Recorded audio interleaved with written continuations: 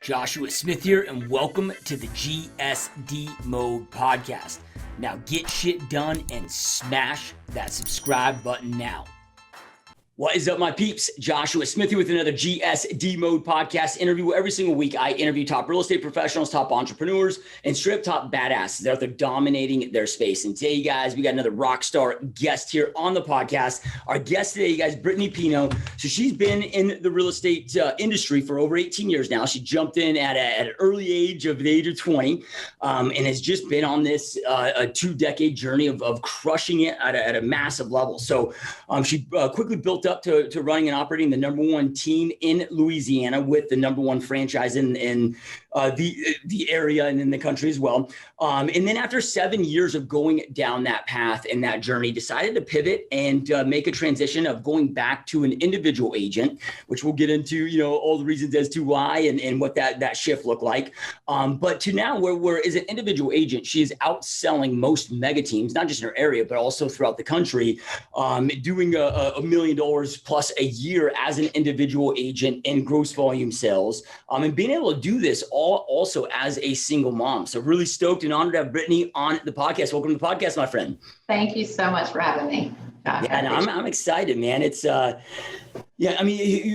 what's cool about this is not only have you had a lot of success throughout this journey, but you've seen a lot as well. So if you start looking at 18 years in the business, it's you've been able to grow, survive, and thrive during the Great Recession and through all the different ups and downs of the market, booms, busts, and continue to go out there and reinvent yourself. And because I got in the business around a similar time. I think I get 2005, so maybe a year or two behind you. But it was like, so reflecting back, it's like, man, we didn't have smartphones, we didn't have DocuSign, we didn't, things were just, it's evolved so much. And I always just love, picking the brains of those that have been in the business and have been able to continue to reinvent themselves and adapt and continue to thrive, regardless of all the changes. And before we get into, all the amazing things that you're up to today, I'm always intrigued in our guest journeys of what led them here in the first place. So if you wind the clocks, at the age of 20, why real estate? How this journey began in the first place? Yeah. So I was in college, trying to figure out what I was going to do and trying to pick a major. And there were so many things that I wanted. Like I wanted to be like entrepreneur and I wanted marketing, but I wanted legal, but I was really good in sales. And there were so many, even PR. And so I actually kind of went on I don't want to call it a vacation, but I moved away for a short stint and I find myself in the kitchen of a really good friend's, her family was there. And so I was talking with her brother-in-law and he was like, have you ever thought about real estate? Here I am. I think at the time I was probably maybe 19. I was like, real estate, what is that? So he started to tell me about it and I started to do a lot of research and realized that really it was like all the different things there's so many different hats that you wear when you're, in real estate. And so I'm like, wow, this could potentially be the it for me. Entrepreneur, I have, business and I'm in marketing, but I'm in sales, but there's so many things. And so it was an aha moment for me. I just felt like, hey, I think I'm meant to do this. So I jumped in, I came back home from that trip and I went right at it to get my license and just, started from hard knocks. Like I had nobody to pave the way here. I don't even think teams weren't even like a thing, like a buyer's agent. It was just, I was so young and, but I just felt like it was going to be a really good fit for me. And I think I made a good decision. Yeah, it's 100%. It's paid off. So, a couple of things there. Okay, so you jump in, and there's really two things I want to hit on this of, and we'll get into. Well, first of all, we'll talk about what you did initially, because those first year, 2, 3 years. We all know the statistics that 90% end up dropping out in the first 3 years, and it's difficult because as you mentioned, you got to wear all these hats, and just like I guess all school, wherever you go to get a license or degree from, they prep you for maybe how to understand the things that you need to understand for the craft of like writing contracts or whatever, or you go to business school, but they don't teach you how to make money in business. They might teach you, right. And then from there to follow that up, I want to talk about the age, thing of, it can be tough when, you're so young, you don't have the life experiences yet, and not from an internal perspective, but from the general public of, having that trust and faith in, you versus the average realtor that might be, 50 some years old, right? The first part, if we go into that first year or two, because look, in order to create what you've created, you first had to last, you couldn't become a statistic. So, what was that first year or so like that allowed you to get that momentum to be able to stay and thrive in the business? So back then I did find a mentor. He and I are actually still friends to this day, but he kind of helped me with the, calling for sell by owners and all of that. But again, I found it really challenging. Just like you said, like you hit the nail on the head. It was very hard as, a 20-year-old to really get some momentum in the business. And so as I was doing this, I was working with people who I knew, right? Somebody just wanted to throw me a bone. It was like a friend's mom or, something like that. They're working with me. But I mean, yes, if I would have kept that way, I probably would have starved. But one of them approached me and a friend's mom and was like, have you heard about Pelican Point? This is like a golf course community. And the developer hires agents to work on site and pays them a salary. And I'm like, oh my gosh, this sounds amazing. So I actually did reach out, submitted my resume, and I got hired to on-site sales. So I was a salaried agent for the first couple years of my business. And I learned so much from that job. I mean, it was like real estate boot camp. I was there 6 days a week. I was working more than my fair share of hours. It was more than 40 hours a week, but we were doing everything from new construction, relocations, new, like the whole custom build, and then as spec homes, we were in creative homes. I mean, I literally had so much experience. Like that was like 10 years of experience just slammed into like a 2-year term.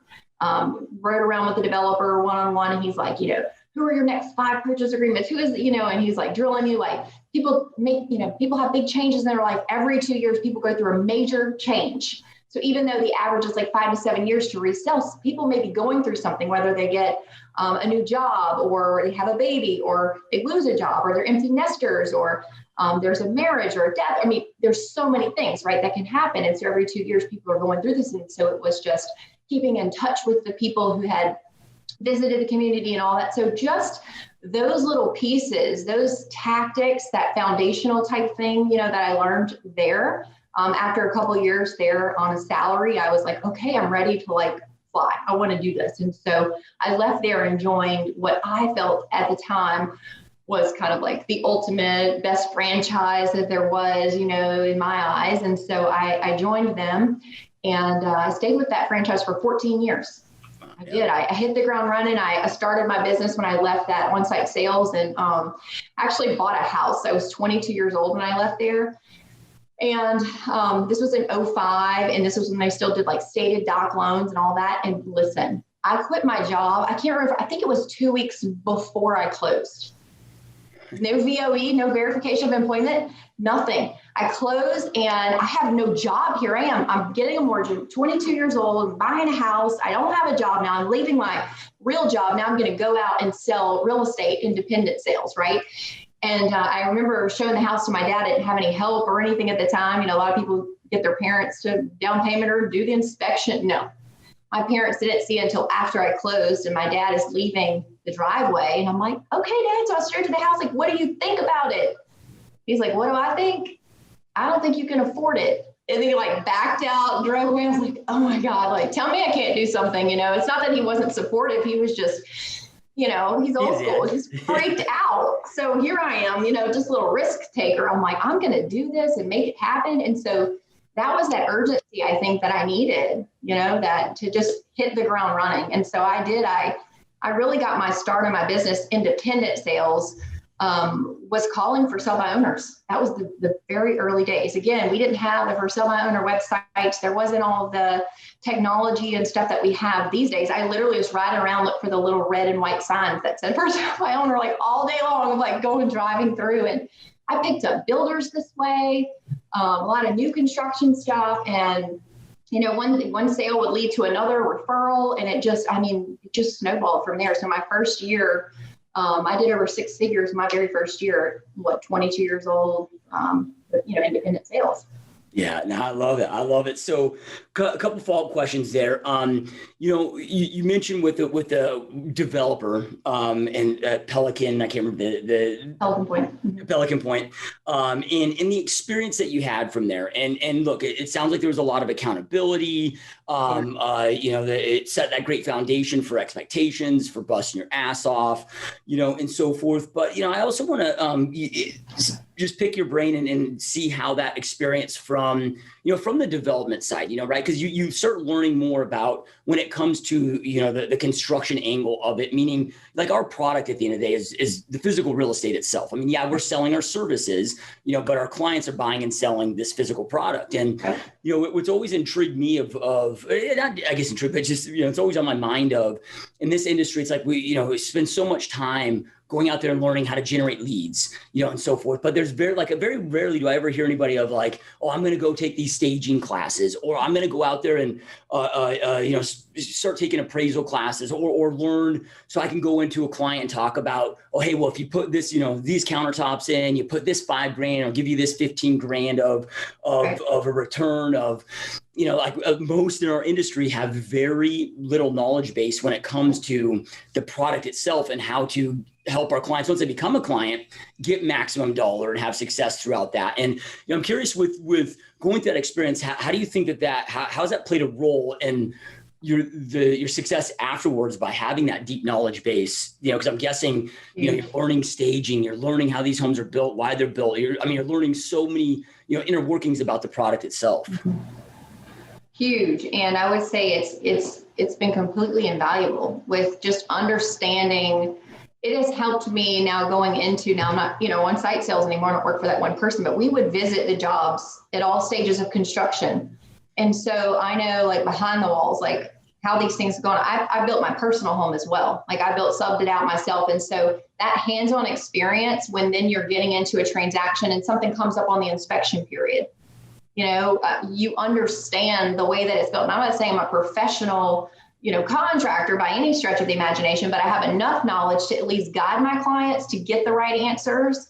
This has helped me hold deals together though, and I think that it's really important that we master our craft, right? The product that we sell, we need to know everything about it. And so, I never really thought of it in that way, but I do. I'm a consistent student of my product because, I work a lot with, over the years, I've worked with tons of buyers and there's home inspections. And so I am learning. I'm learning every one of those inspections. What does this mean? I'm asking the questions. You have to ask the right questions and understand it, do the research, get the answers from the contractors. I'm standing right there asking and trying to understand so that then I can have a conversation with my clients to advise them. It has been that experience. I would say if anybody who's in real estate could figure out a way to learn so much about like the building process or the construction or working with inspectors or whatever it is, even if it's just like a shadowing, a schooling in that way, I think is tremendous because, as we're going through the process now, okay, here I am, fast forward, I'm 18 years in. Anytime I have something come up, I think that knowledge and that experience just the whole way through, not just that one little stint for 2 years, helps me navigate and guide my clients in the transaction and helps me work with the other agent and to keep the deals together in negotiations and all, right? And I have resources. I have stucco guys and painters and contractors and handymen and stagers. And over the years, like a window, you have foggy windows, I've got somebody for that. You need to fix, I have got somebody for that. And I understand it. And so I know how to fix the foggy window. It may not be where you have to rip the whole window out of the wall and spend thousands of dollars to get new windows. There's actually a guy who cuts out the glass and it's a warranted, product. And so if you don't know about this, then how can you talk your clients off the ledge, right? This is so scary for them. And so they think, especially the ones that don't have, I find the ones that don't have a huge budget, don't have a lot of money for down payment. They're barely putting their deposit down. They're trying to do 100% financing. They're trying to get the seller to pay all their closing costs. They got no money. So when an inspection comes back and it's like a list of stuff, that's the fastest way to kill a deal, right? If they don't understand it. And so if their agent understands it and can explain like, this is what this means, this is who we talk to, and at least get them in touch with the right person, who can make them feel better about it. I think that's that many more deals I'm going to have for the year because I was able to hold them together because of the experience. Yeah. In that way. No, powerful stuff. I love it. So then from there, all right, so you did that for 2 years. Then you pivoted into becoming, you were still a realtor the whole time. It was just new build, sales to going independent. So now no salary. It's just, sink or swim in this realm. How did you know you were ready? Like, for those that are maybe in that position that are working with a builder, or even maybe they have maybe a part-time job or a full-time job and doing real estate part-time. Like, how did you know you were ready to make that decision and that shift to leave? Well, at that point, and it's kind of a unique situation, right? But I was on salary. It was the competency level, understanding the process, understanding purchase agreements and the deal from transaction, from contract to close, the whole thing. Before when I was 20, I'm like, what is a purchase agreement? Like, I didn't know anything. And so once I really understood and had a ton of volume, I had closed with this company, I was like, a lot of the reasons why I got into real estate, I'm really not able to utilize, right? I'm now sitting behind a desk. I'm somebody's employee. I'm not able to work with friends and family who call me and say, I'm ready to buy a house. I'm like, well, I'm only on site here. Unless you're buying a house here, I can't help you. The marketing and controlling all of that, I sat in on those appointments and we gave feedback, but they had a marketing department. I mean, it was a huge operation there, a golf course community, resort style thing. And so I was literally just in sales. I was pigeonholed into doing that one thing. And I had done it so much. I was really almost on the verge of burnout. And so I just needed something new. I had that fire in me, and I'm like, I can do this. I'm going to go out, I'm going to make this happen. And I would look at other people, I'm like, if they can do it, I know I can do it. Like, what you're capable of. So it's just, I think it's a matter of having that grit, that determination. Like, I will not stop. You can't stop me. So it was just getting out there and knowing, and I had a little bit of savings at that point. I had planned to take the jump. And so I just did, make it work. You got to make it work. Sink or swim. Got to. I love it. So then, have you always been, had grit, had perseverance, had been driven, or was there a point in where something triggered and, that kind of that, beast kind of got awoken within, or is that just kind of maybe how you're wired? So, I think that everybody is born with that, just that deep down survival mode, right? There's something inside of us that all wants to, it's that just thrive. You've got to thrive. And so, yes, we've all been born with it. However, I have exercised my resiliency. I have exercised that grit and that fire. And that's happened by huge life experiences, big life interruptions. So I was in, real estate sales in that independent where we started. We talked about the first couple of years, and then I go into independent. And then so from about 2005, and I'm going to skip over a little bit. From 2005 to 2015, I was in independent sales. In 2015, I went through a horrific divorce. Okay. I essentially became single mom full-time overnight. I had bills. I had a big house that I had to pay for, and I have 2 little babies. They were 3 and 1. Hit me so hard. I'm talking like to my knees, dropped me. And so I think that there's something that happens, right? I'm not the same person, I can tell you today, that I was before that happened. When you get knocked down, when big life interruptions happen, and you're forced to grow and go through this whole process, that I think is really where you find your true superpower. You can dust yourself off and get back up and work through it. I think you come out on the other end that much stronger. You learn a lot about yourself. I did. I learned a lot about myself. So is that really where I really realized how gritty I was? Sure. Before it's like, it was easier. Sure, I had it. It was fun. It was a fire, a desire, to thrive and grow, which I think everybody has, but it's not until you're really tested that you find out what you're made of. Yeah. Yeah, no, it's so, pain and power come from the same place. And man, it's so painful going through it, and we all go through different pains. I've experienced the pains that you've experienced.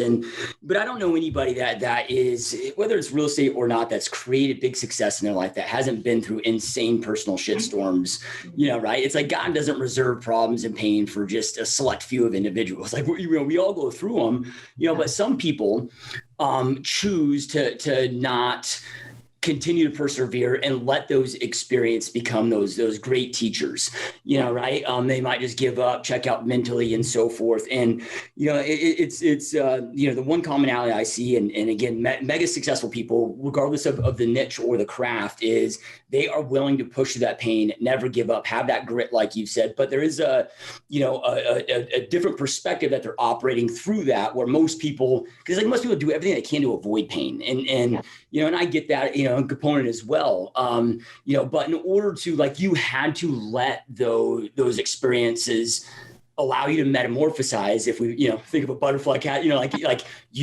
became Brittney 2.0, right? And so forth. What kept you pushing through those timeframes? Because I can't even fathom, like what you said you went through in 2015. The world instantly changes overnight. And what kept you pushing instead of, like, a lot of people that just, it's like a piece of coal, right? It's like pressure's applied and two things are going to happen. Either it crumbles or it handles the pressure well and it becomes a badass diamond. You chose to become the diamond where a lot of other people crumble, for those that are also going through their own problems, like, what allowed you to keep pushing through, so you could experience the changes and the adaptions? Well, I think too, a big part of it is coping, latching on, like finding your anchor in those storms, what you grab onto. I think a lot of people give up too early. When I say that, I mean, like, maybe they turn to things that are not going to help them along the way, which is like maybe drinking or going out, staying out late, or getting in the wrong crowds. And, obviously that can derail you. And so I think it was just more of that focusing in, okay, like rolling my sleeves up. Here I am. I've got these two little girls who rely on me. What are you going to do? It's almost like, I deal with life. Stuff is going to happen to all of us. We all are going to have these big knockdowns, throughout our life. It's not easy. None of us are getting out of here alive. Right. And so when that happens, I kind of create, like, I don't want to say like a game show, but it's like, all right, you're up. You've got to get from here to there. Right. And so at that point, I'm like, okay, how am I going to do this? And not just, it sucks. Sometimes it's hard. I've crawled through it. It feels like coals and broken glass, but at the same time, it's almost like, like being a warrior. You have to figure out, well, I got to get from here to there. And these little girls are in tow. They are relying on me. I've got people watching me, people rooting for, maybe people who want to see you fail. Right. But I just turn all of it into fuel. Yeah. I get laser focused on where it is I want to go. I redesigned, like, in my mind, okay, dust yourself off. What does this look like now moving forward? Letting go of the things that you thought were going to be, and figuring out, okay, what is my new path? Focusing in on it and charging at it, and literally letting nothing take me off that path. If it does not entertain, like if it's anything that's outside of where I feel like I'm headed, if it's not serving that ultimate purpose, that ultimate destiny, I literally will not entertain it. Yeah. It's grabbing onto, I got super strong in my faith.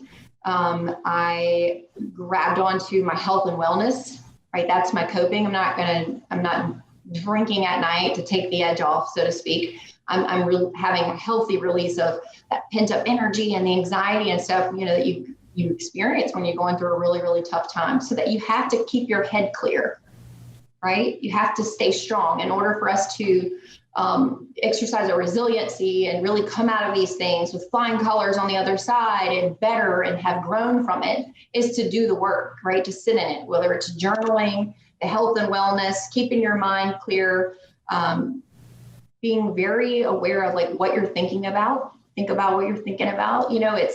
It's a mind game sometimes. It's a battlefield in there, and just staying positive and not entertaining, the negative, and just, you have to grab onto it. And I think if you entertain the things that are not serving you, it's very easy to muddy it up and get really lost in the fog, when you go through a hard time. So nobody taught me this. I think it's just a matter of the want and desire, the commitment to getting to where it is I know I need to go. And maybe it's the reason. Maybe I looked at these two beautiful little girls and they're helpless, right? And they're like, Mom, we got it, and I want to be successful. I wasn't going to be taken down right there.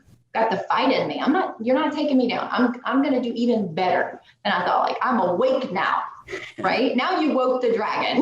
Like, I come out fighting, and you can't, I will not stop. So, I think that it's just a matter of like what somebody wants in life, like, do you want it to take you down? Do you want to give up? Don't give up. I know that there's so much more, and in coming out of the other end of it, I can say that I am so thankful that I went through that. There is no part of me that is bitter or wishes like it didn't happen. I'm not a victim, not like, well, this happened and I'm not going to blame. Like, I love that is my story and that happened, because it's made me better. I'm much further along. I'm much more who I want to be than I ever was. And so I embrace it. And I think once you can, and it's crazy to say that, knowing all that I went through, and I think people go through it when you're in the middle of it, somebody telling you like, you're embracing, you're going to love it. This is a favor. This is good. You're like, this is terrible. It's the worst thing I could ever imagine. But coming out on the other end of it is just, to me, it's like a beautiful thing.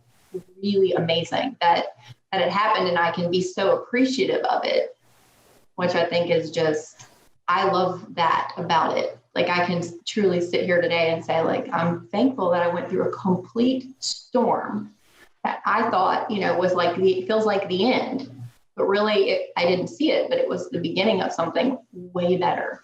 Yeah.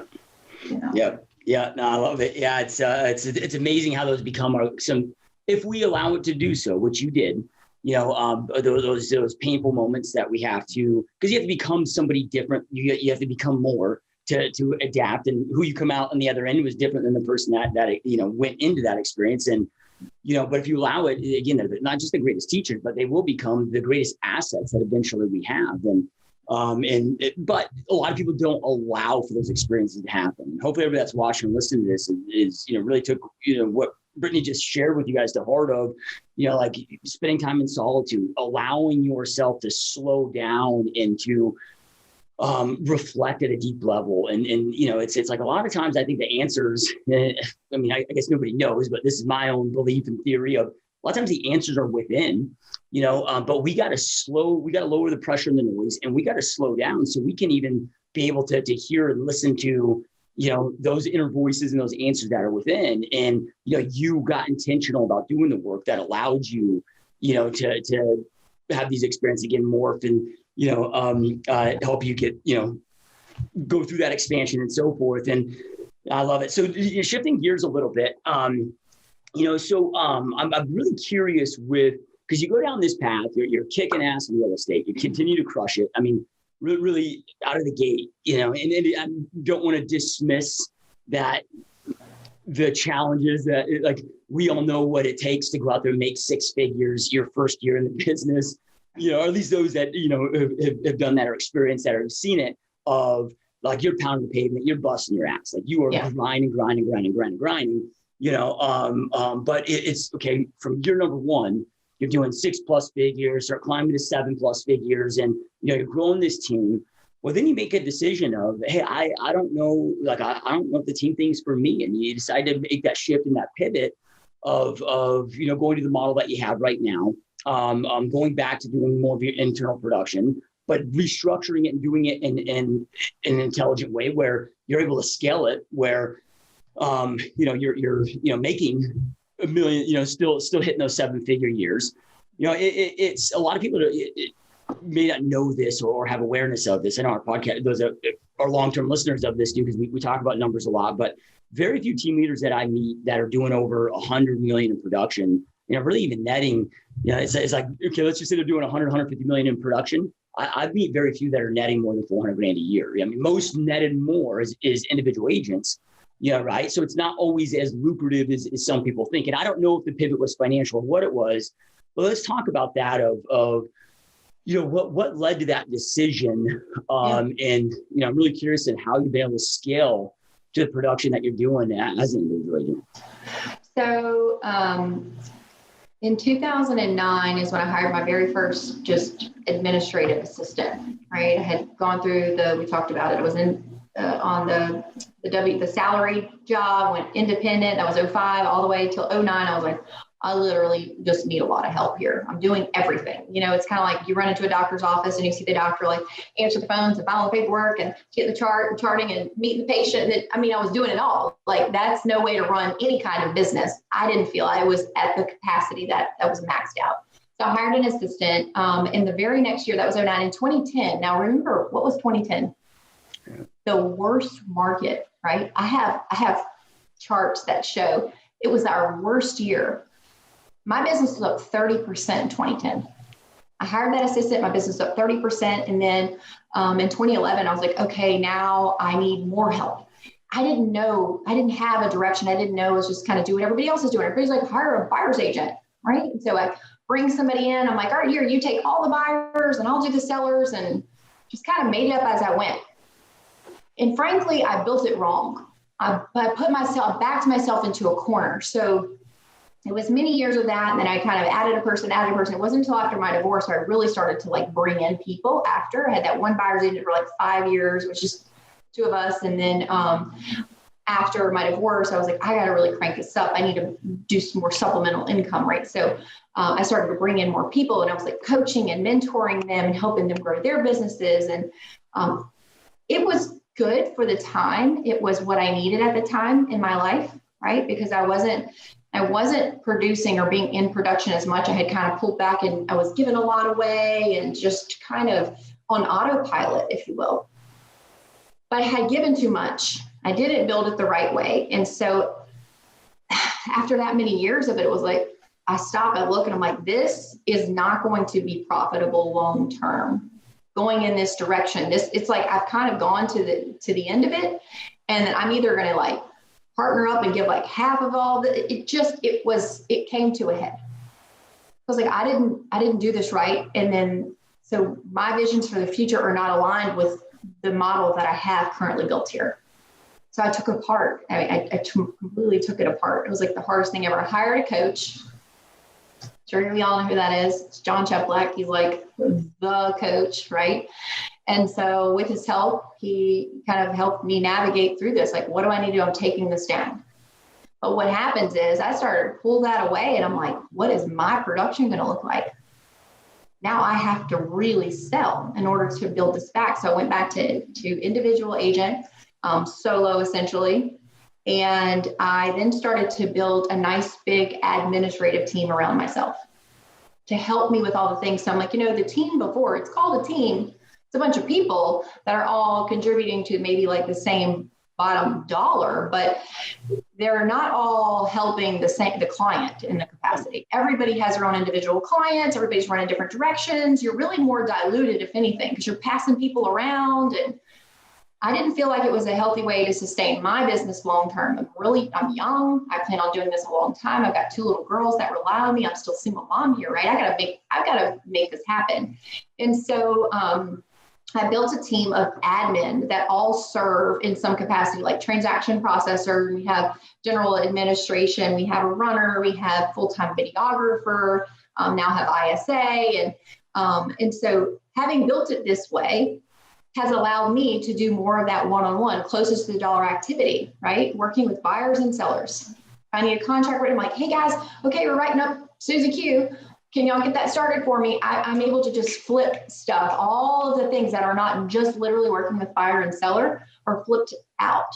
And I'm making so much more profit than I was giving the client away, right? Instead, now I'm tasking people and I'm keeping the client. I'm working with them. They want to work with me. And so they get to work with me. I'm there, and it kind of like built it a little bit like a doctor's office, if you will. right? I'm the physician. I have PAs and I have people answering the phones and filing the paperwork and the insurance and all that, and so to me, I think, and I network with some of the most amazing team leaders, broker owners, agents across the country, US and Canada, right? Being a part of John's group. These are my really good friends. I can tell you that they're all billions and billions and billions of dollars in production. They're all so successful, but not one of them have I ever seen, not one, two of them have the exact same model. Yeah. All of our business models are totally different and can build them differently. And I think it's just what works for you, right? I think that you're either a recruiter, if you're a team leader, you are recruiting. You have that attrition. You got to keep up with it. And so your role is a totally different role than if you're wanting to sell and be an agent and build an administrative team. There's so many different ways you can do it. I like this way. Yep. It's really profitable. It's a lot less headache. And I'm not saying that I won't eventually scale. We've got a lot of website business and traffic that I'm not taking because I'm maxed out with my clients, but I'll plug people in place and help them build their businesses, I think eventually, but totally different model than I had before because I know so much more now than I did then, Yeah. And you bring up such an amazing point we're so blessed to be in an industry where there's thousands of ways to create success. And, it's about identifying, okay, how do we want to build it? I know people now today that are, good friends of mine that are in the industry that do that. The world is their office. They're traveling the world with their families, even though they're still in production, working with buyers and sellers on a daily basis, but doing it, while traveling the world. And they have admin teams. They have, admin, showing specialist listings, let's say, so you're showing boots on the ground licensed agents that will, be the chauffeurs and all of that stuff, but they're doing the important element that they need to do, the highest to the money making activities you talked about. And, when you were sharing that experience and you brought up the medical office, my mind was going back to an interview that I heard with Dr. Oz, was interviewed with Success Magazine when Darren Hardy owned it. And Darren asked him, he's like, you got the Dr. Oz show, you're this big name, you're writing books, but you also do 300 open heart surgeries a year. How the hell do you do it? And he talked about, he's like, I know what the things are that I do well, that only I can do. And I hire amazing people around me. And he gives this example of when he's doing these surgeries. He goes, look, I have my surgical team. They spend hours prepping the patient. They get everything open. They get, right. So all I got to do is, I go in there, wash up, glove up, and everything's ready there for me to do my 2 minutes. And then when my 2 minutes are done, I do them to, perfection. Then they're instructed and they can close up. But because that's how I'm able to do so much is I am laser focused on what the thing or things are that I need to do that only I can do that lead to the result. I just build that A team around me. Yep.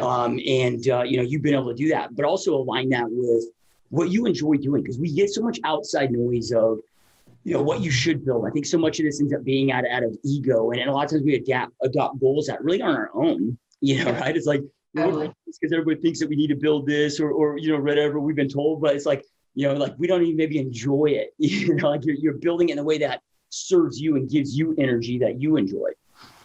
Yeah. I, a couple of years ago too, after I started coaching with John, it was kind of, we all hiked a mountain. It was actually 2 years ago. It just came up on my memories. We went to Canada and we hiked a mountain together, and it was kind of an aha moment for me. I really started to be more interested to not only in being super successful in my business, but creating whole life.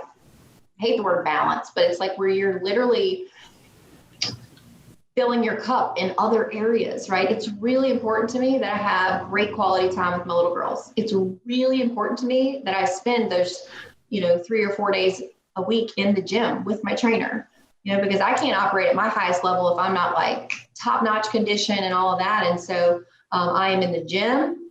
I don't waver from that. I'm there at 5 a.m., 3-4 days a week with my personal trainer. I do take great vacations. I've done a lot of hiking. I travel with friends. And that's a piece for me that's really important. My quality time, earlier this year, I have a nanny that I hire too. So it's not just in my business realm, but I've hired help in other areas of my personal life so that I'm able to do more, to leverage myself. You're not going to really find me pushing around a grocery buggy in a grocery store. I order all that. It's online, shipped there, delivering to me. Right. And so just leveraging myself. But earlier this year, I was able to put my two littles on an airplane. I flew in first class and we went to Fort Lauderdale in March because that's like South Florida and it feels like summer. It's March, it's cold. And my oldest, her birthday is in March and she really wanted to go to the beach for her birthday. I'm like, everything around here is so cold. So we did. I mean, we just packed up and we went, and it's why I do what I'm doing, right? Is so that I can also have fun. I don't want to wait until I'm retired. I don't want to grind out in real estate and burn myself out. I'm like, this is not my life. I love what I do and I love my clients, but I also know where I want to be with it, right? What to the capacity that I want to do it. And then I'm able to still also focus on those other areas of my life to keep me whole, to keep me happy, right? So that I'm not burnt out. I'm having a lot of fun. I love what I do for work, but I'm also having fun in my personal life because of the way that I built this model. I'm not just grinding. Like I said, I have my admins are licensed and I'll have those showing partners, my runner's license. If I'm out and somebody needs to see a house and it's actually a beautiful thing. The way the market is now, it works really well for me because I think if it were more of a buyer's market where people are like, hey, I'm coming in on Saturday, I want to see these 14 houses. That might be a little more challenging for me to pass that on, right? Nobody's going to show 14 houses for me all day. But the way it is now, it's like one house hits and we just need to go pop in and see one. So I can easily ask my runner or a licensed admin to go and open the door. And that's how I tell my clients, I'm like, hey, I can't be there on Saturday, but I don't want you to miss it. And so I'm going to have so-and-so open the door for you to get you into that house. Let me know what you think. Yep. Right. And so I'm able to leverage myself there when I'm out of town. I've got multiple cell phones.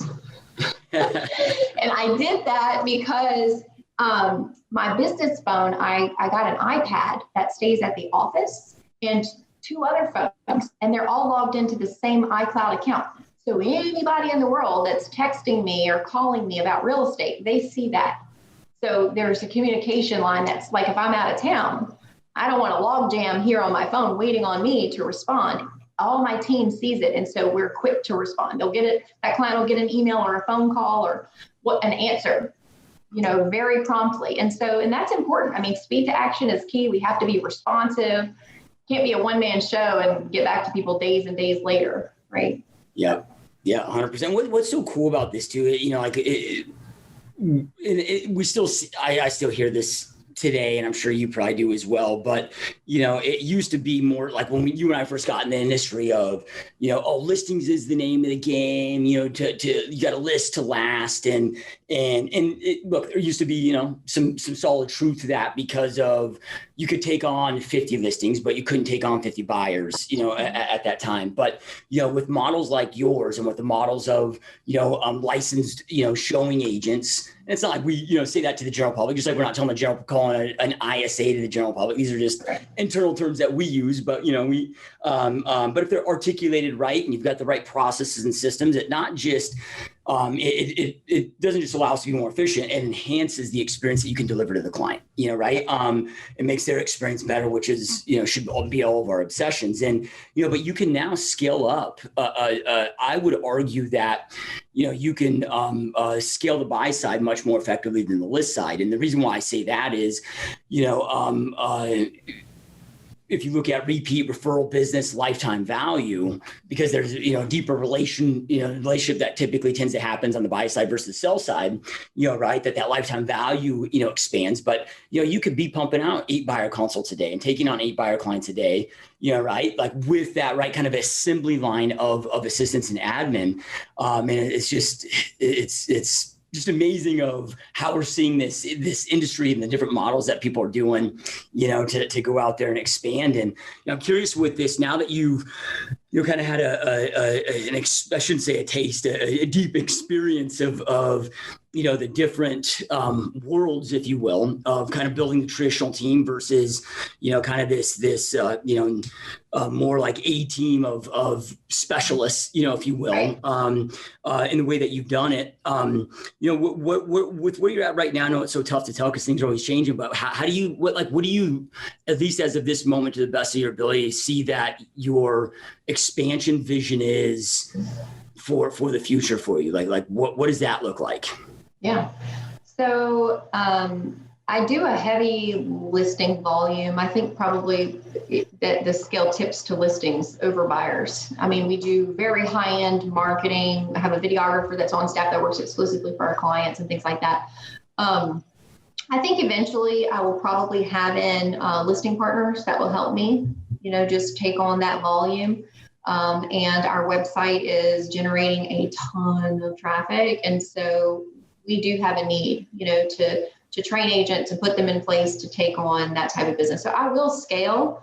I think I'll bring in, some licensed agents. I'm not going to ever give away like my personal clients, right? My sphere of influence, those repeat referrals. I'll still work my business. I think it's very important for us to stay in production. If we really want to have I say that because all the models are different. I mean, look at him. Chris Lindahl, he doesn't need to produce anything. He doesn't need to go sell somebody's house anywhere, right? But I think it just depends on the size that, that you're operating. And so I think that it's important. It's really profitable for me to stay in production. I'm still really young, so I will continue to do that. I'm going to add in pieces that just make each role, like transaction processor. I may end up having 2 or 3 instead of 1. So my scale will be the departments that I have that are helping serve the client, those will grow, and just the showing partners, be able to pop in. And just as a real team, though, I really feel like, if you just keep the idea of like the doctor's office where we have these patients and the patients belong to all of us in some capacity. Instead of everybody just having their own kind of separate businesses. Yeah. It's and look, I don't personally think there's a right or wrong, right? There's, like I said earlier, there's 1,000 ways to skin a cat, 1,000 ways to create success. It's the right model for what each of us wants to go after, but you're right in that the traditional team has really kind of replaced what brokerages used to be. If you look at brokerages back in the, maybe, pre-2000s more, maybe even like 90 era, it used to be, brokerages were essentially like what teams are now today, where they're providing opportunities and so forth, but it's like a lot of these teams are just brokerages within the brokerages. And yeah, there's a heightened element of support and, staff and support, and they're giving, leads, and depending on what their model looks like, but it's still that, they're still independent contractors, and they, they're kind of sinking or swimming on their own, just with a higher level of support. And so then, what do you,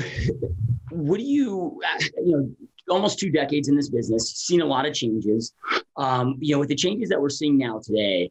And I don't always like to focus, on the negative, but I'm one of these that, like it's like, some might say the glass half full, some might say it's half empty. It's like, all right, well, like, I'm just going to drink the water, right? Like, I'm just like, right, kind of in between. And I try to look at both perspectives, the good, the bad, and make my best decision. But, what are the things with all the changes that we're seeing now, because I don't know if you're experiencing the same, but it seems like not just because of COVID, but like with just technology and so forth, it's like we're seeing in a year and as many changes as maybe we've seen in the last, at least for me, the last 16 years of this, journey. Like I'm seeing as many changes in a year as the other 16. And, with that, like what are the things that concern you the most of, potential changes that you're seeing or changes we may see in the future that concern you? And I don't mean like in necessarily a place of shutting down or concerning of, that we may become obsolete as agents or anything of that, of just that you're paying attention to and have an awareness so you can adapt and shift. So, and I don't mean to say this to like take hope away from any like newbies in the business, but I do think that it is going to become more and more challenging for new agents to get their plane off the ground, so to speak, if they're not part of maybe like a team or something. So I think what's happened, there's a lot of things that's happened. What you just said, the big changes in a very short period of time, but a lot of agents over the last several years have been enlisting third-party companies and paying for leads and all that. And so now that's kind of like what they rely on for their business. Kind of dancing with the devil a little bit though, because once you're so dependent on that, and that's your source of business that you're either feeding a team or feeding yourself, when that source calls all the shots, that can really put you in a spot. So I think branding is huge. I think that the inventory issue that we are experiencing across the country makes it even more challenging. Like you said, like you have to have listings in this business. It's hard to get listings. Even the sellers people who want to sell aren't listing their homes because they got nowhere to go. Yep. Right? There's that. And so if you're not in it, if you're not like the person they know to call, if you're just like a new agent trying to get off the ground, I think trying to go at it on your own, thinking you're just going to be some superstar after a couple of years, I think that's, hey, maybe you can do it. Right. But I think getting in with somebody who already has an established business and be very, very aware of where they're getting that business from. Is it a healthy, like repeat referrals, sphere of influence type branding? People are coming back because of the name, because they know the name of the person. Is that person just running their credit card, right? And buying leads and buying leads and buying leads? Because that also to me is a little scary. I've just seen a lot of shifts and changes. And I think that we will have, I think that you'll see a lot of people in this business falling off. I think that those statistics will continue to rise. Like in, years ago when you and I started, it was like, most new agents don't make it. Just a small percentage of them do. And it had nothing to do with the things that are happening now. Yeah. So I'm seeing it. I would say I'm not worried personally, right, with my business, but I would be very scared to be a brand new agent trying to start right now if I didn't have mentors, maybe a team, somebody who is really helping me kind of under their wings. Just to go at it on your own. I mean, you may make a little side money, but I think that it'd be a lot harder to sustain. And I feel like that sounds really negative for new people. I don't mean to like crush hope, but the market is just so different than I think that it was even just a couple of years ago. Yeah. Well, we got to deal in realities and it's this whole, think positive. Like I'm all about that. Like I can't stand energy suck vampires. I don't want them around me, but at the same point, it's breaking down SWOT analysis in your business. Yeah. Right. Like, okay, what are your strengths? What are your weaknesses? What are the opportunities? What are the threats? Like, how do you you got to be able to, assess the playing field and see where the holes are in the ship and so forth. And to your point, and those that are watching, listen, if maybe you don't understand maybe you haven't experienced what Brittney's talking about of being reliant on, things like third parties, right. And so forth is, I'll give an example. That was me at a period of time where I was about, 16 grand, 17 grand deep a month in just Zillow. Well, this was, this was a lot of years ago, but they used to pay per click. And back then, man, the ROI was massive. I was averaging about $17 a lead, and leads were, high quality. A conversion rate was about 10% at that time. And, but then they decided to switch their pay model from clicks to impressions. Now I was under contract with them. I didn't get a say in the decision, right? And overnight, my cost per lead went from like 17 to $50, right? And crumbled my ROI. And now I'm here in a contract, against $1 billion company. I'm trying to go fight and get out of this contract. And, right, it made some disruptions. And now here in my market here in Phoenix, Arizona, like you can't even buy Zillow leads anymore. They're a legit brokerage here, and you're paying either 30% or 35% referral fee. But then they have very high standards. You essentially have to be in the top like 1% of Zillow agents nationally. They run a tight ship. So, and they're starting to slowly roll out that model throughout the country. So if you get so reliant on a company like that, like they can pull that carpet out from your feet underneath you. And by no means am I saying if you're getting a great ROI not to do it, but don't make that your only source, right? So, it's diversifying that a little bit and making sure, because look, things will break, right? Things will get disrupted and so forth, and things happen. And so I'm curious then on the sort of flip that around. What are you most excited about for the future and the changes that you've been seeing, for this, for not just for the industry, but more specifically even for yourself and, your future within the industry? Anytime I've ever seen like a huge shift in the market, I think the positive out of that is that the bigger fish get bigger. We take market share when this kind of stuff happens. When the market takes a turn or a shift, or there's some big disruptions or whatever, if you will, people will fall off. And then I think the fat fish get fatter. And so I think that it's a time for us to come in, up our branding, to really, get out there and push even harder to grow our businesses, the ones that have kind of been there.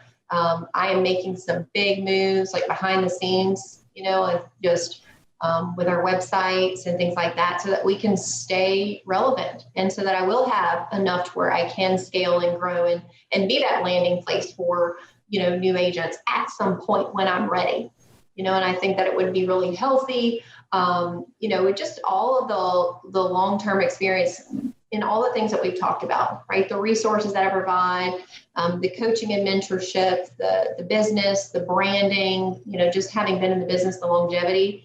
I'm really optimistic about that. I think that this inventory issue is going to be an issue for years. I just don't think we have enough. I mean, everything that I've read and studied, it's like, over the last decade, which was after that big 2008 crash, they just didn't build enough. I don't think we're keeping up with population growth. Prior to that, it was 10 million plus homes per decade. Right. And then this last one, we were under like 6.5 million. Then you have the COVID, and you had the low interest rates, and you had, supplies. It's all contributing to this low inventory factor. I think it's a problem. I know it's a problem. I know I'd be selling a lot more houses right now. I've got people lined up, ready to buy stuff, ready to sell their homes, but it's like they can't because there's just not anything to pick from. Right. So, I think that inventory issue also kind of keeps things in check in terms of, the agents and their successes and who's going to be successful. Yeah. It's just, a lot of people are getting into the business, but don't realize, like, yes, it's a great market, but at the same time, it is a fight. There's so much, it's just, right. It's a brawl out there. People are trying to get houses under contract, and there's more agents than there are houses for sale. Yep. True that. Yeah. 100%. Yeah. It used to be, I don't know, I'd have to put some more deep thought into it, but like maybe up to, 5 years ago is maybe my best guess, at least for my observation in the industry. But it used to be, man, like, dude, if you just worked your ass off, served your clients at a high level, worked your ass off, and you got to make some bold moves, but like you could go out there and, build a successful team and be a successful agent, by just working your ass off and, develop a good reputation. The basic things that, people think of when it comes to sales and real estate, but anymore, like that's not enough. Like that's almost the ante just to survive. It's like, if you are not a brilliant operator, if you are not good at systems processes, if you aren't, a master at marketing, which is a lot of different facets for that, but it's like, you got to not just have that grit and that perseverance and be willing to work your freaking ass off and, being obsessed with the client experience, but you got to be a freaking brilliant operator. Yeah. And if you're not, it's like, it's going to be a challenge. But the other cool thing about that is there's more opportunities today to plug into, like when you first jumped in, like you had an amazing opportunity with that developer. But there wasn't on the traditional side of real estate, there wasn't, the teams at that point weren't the thing that they are now, so you and I we couldn't necessarily mentor in the same way as we could now today. If we were getting into business today with some of these amazing, teams out there and, like to be mentored, your 20-year-old self to jump in and be mentored by you now today. Yeah. So there's also, so many great opportunities for those to be mentored. If they can give up that ego thing of I think if they did the math, they have no idea. I think that's the beautiful thing about the whole team thing is because if I were a brand new agent today, that's the first place I'm going. Yep. Because I know what I know. They don't know what they don't know, but the overhead to stay in this business, to start in this business, to build that branding, that recognition, that to get that plane off the ground, that is so massive. When you just walk in and start taking leads, if you're on a team, you don't have the overhead, you just put people in the car and write contracts and you make money. At the end of the day, you might be making less because your split's less than the 100% and the cappers and all that, wherever you're going if you're by yourself. But the money that those people are spending to get that, these buyer's agents on these teams are making more. They're very profitable when you think of it. They might only be making 40%, 50%, but they're not paying for all of and I say they're not paying for it. They kind of are, right? But with their side of it, they're investing back into the company, but there's no brain power there. They don't have to think of it. They don't have to figure out what's our next move? How do we buy more leads? Where are we plugging? They just work and they just sell the houses. It's just, to me, that's the easiest thing. And if they can put their ego aside and, they realize they're not making 100% of their commission check. We aren't either. Those big team leaders and operators, we don't keep 100%. Come on. We don't keep that. It goes back into the business. We're probably making less money than the people that, we employ. So, at some point. So I don't know. I think if I was brand new, I would be chasing a team right now. Yeah, 100%. Yeah, it reminds me of, the great Jim Rohn's, not just quote, but he just, would just beat this to death of, the wrong question is, what am I getting from this? The right question is, who am I becoming from this?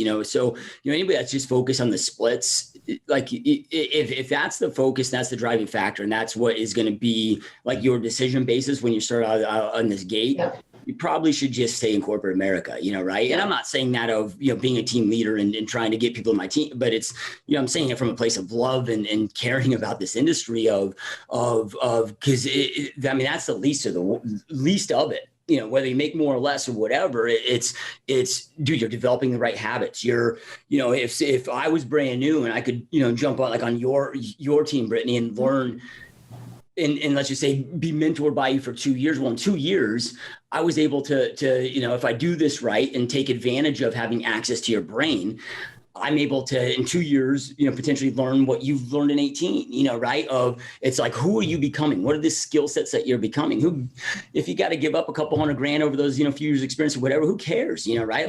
Those, that could propel you to be making millions in the future as of who you become. It's, I got asked recently, what do you, if you could do it over different, what would you do? Not just real estate, but it was instead of going to college, I'm man, if I knew what I knew now at 18, I would have went to, pick whoever it is, but find, your favorite serial entrepreneur or massively successful entrepreneur. And I would have just asked if I could exchange 4 years of my life, work for them for 40 hours a week, 100% for free. And the reason it'd only be 40, so I could go work another 40 because I'd have bills to pay. Yeah. Right. But just to be able to be mentored and shadowed, whatever that 4 years of just that, apprenticeship under, a billionaire or whatever, that could look like, they're just invaluable. You can't put a price tag on it. The thing I always come back to as well is that all of the best athletes have a coach, right? They have a trainer. They have those people right there on the sidelines. They're not out there doing this stuff on their own. They're not out there, breaking records. It's a team of people, but they have those coaches and mentors. And so whenever I had people, I've seen people get coached and you hear the question a lot. I think it's maybe in their defense, a little side of ignorance, but they're well, if I look back over the last year, I've been paying all this money for coaching or whatever. And what has that person really done for me? It's immeasurable. Because you don't remember whenever, you're driving the bus, but that person's standing over your shoulder and saying, okay, up here, there's a stop sign. You take a left. Yep. Okay. Over here, you're going to cross over this way and then you're going to take a right. That person is helping you drive, telling you where you need to go, how to get there. But at the end of it, you get amnesia. You got there and you're on the bus. You're like, well, I drove the bus here. I did the work. So people forget, like, you can go so much further if you have that coach or that mentor, that trainer right there alongside you, that accountability partner. That is so tremendous. If somebody wants to be successful in this business, one of the first things, so it was hiring the leverage, right? Leverage is key. But the other thing for me was, hands down, I would not be where I am today in my business had I not had a coach. Yep. Period. Yeah. It's the ultimate time hack, right? I always go back to Picasso's quote of good artists copy, great artists steal, right? So like in the beginning, it wasn't this, but what I've learned over the years of this, of like, okay, once I realize what I need to do, my next question is, all right, like who do you like the next question is who, right? Like who's doing this? Who can I go model after that's already figured this out where I don't have to? It's like, okay, like one of my mentors that, I'm just obsessed with his work is Dan Kennedy, right? Arguably the greatest direct response marketer and copywriter on the planet today. Yeah. All right. Well, he's got, I don't know, 5 decades, 6, right, of this experience. Okay. Well, if I can devote a year or 2 years, whatever of my life, investing in all of his, whatever, and learning everything that he's learned in that experience, I just saved the other 49 years of my, right? Like it's that ultimate hack, and it saves you from going down the wrong road when you know that right road to go down. And it's so powerful. So one last question for you, Brittney. But before we jump into this last question, for those that are watching and listening, if they want to continue following you on this success journey, or maybe they're in your area and want to talk to you about opportunities that you're in your site, your amazing team, or we're agents all over, I mean, majority U.S. and Canada here, but we, I look at our demographics and our downloads, and sometimes countries that I had never even heard of, some agents all over. If they have a referral for your area, or what are the best ways to follow you, to get in touch with you and do all of that? Yeah, I'm most active on Facebook and Instagram. So my Facebook is Facebook.com/Pino and Associates. That's my business page. I do a lot of stories there kind of throughout the day, kind of see what that looks like. My personal Facebook page too, I'm an open book. It's a public facing page. So there. And then my Instagram is, it's Brittney Pino. And then I have my business one as well. So it's Pino and Associates. Yeah. Love it. Yeah. Love it. And you guys that are watching, listen, regardless of what platform that you're at, whether it's iTunes, Shopify, YouTube, wherever you're at, if you just scroll below, we'll have all Brittney's information, links to all our social handles to make it super easy on you guys where you can just click connect. And so if you just scroll below, you'll see that. All right. So last question for you.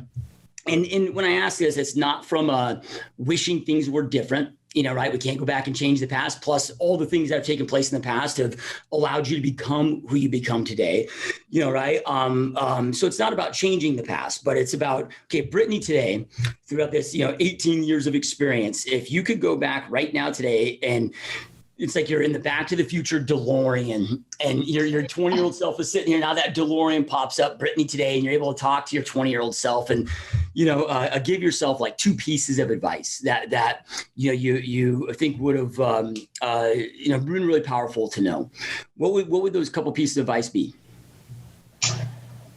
So I think that I've experienced the most growth as looking back is when I have like really gone after, faced a fear, something that I was most scared to do, the thing that you almost like avoid doing. Right. And so I think I would tell myself that, to have courage and to do the things that, in your heart you need to do. Don't avoid it. Like just go right at it, no matter how scary it may seem.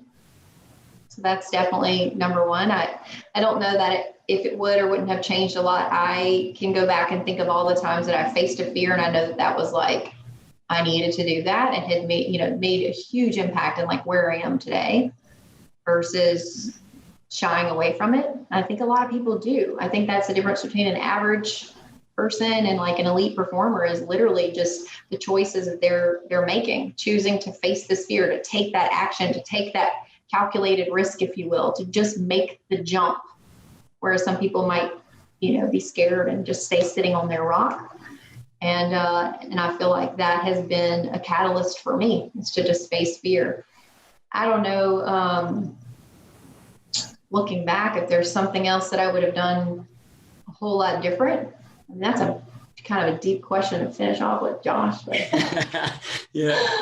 I mean, it's just, gosh, I don't know that I have any really regrets. I just would say that to myself or to anybody, I know that the biggest impacts are when I've seen the best growth and the most exhilarating, life-changing things happen is when I have faced those fears, doing those things like where you're just like, I'm so scared to do this. I know this is what I need to do, whether it's hiring a first assistant or buying a house after you quit a job, or, a relationship you have to walk away from, or just whatever it is. There's just so many big things. I think you get to that point, you're at the edge and you're like, some people stay there just too long, and I've been at those edges like for longer than probably I should.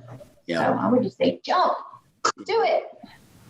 Yeah, love it. Such powerful stuff. And, Brittney, I know how busy you are, and the fact that you took time out of busy day to be here with us and, share your journey and share all this amazing experience and advice with us. I mean, it truly means a lot to all of us, and has been such an honor. And I just want to, for myself personally, as well as, on behalf of, all those that are watching and listening, it's just, again, thank you so much for being here. This has been amazing. Thank you so much, Josh, for having me. I appreciate the opportunity. Yeah, 100%. Those watching and listening, as always, truly appreciate you guys being here. Truly appreciate your support. Keep up the amazing work. Keep kicking ass, and we'll see you next time. Peace. I hope you enjoyed this GSD Mode podcast episode. Now make sure you get shit done and smash that subscribe button now.